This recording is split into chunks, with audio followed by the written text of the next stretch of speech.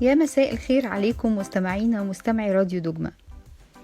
انتوا دلوقتي بتسمعوا برنامج خلي بالك مع ريني عياد. برنامج خلي بالك بيتكلم عن ان ازاي نخلي بالنا من حقوقنا وواجباتنا بالقانون. هستنى رسائلكم كل اسبوع عشان نجاوب عليها.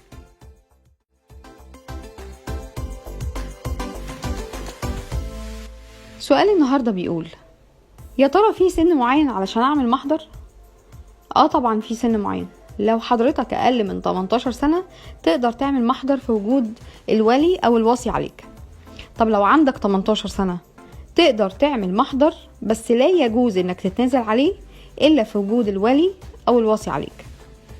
طيب لو عندك 21 سنة، 21 سنة ده سن الأهلية القانونية، وفي الحالة دي تقدر تباشر حقوقك القانونية بنفسك عادي جدا، وتقدر كمان تتنازل عنها من غير ما ترجع لحد.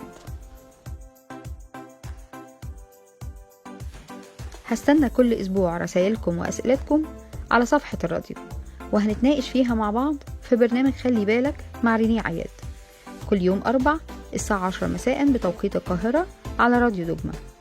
دمتم في امان. سلام.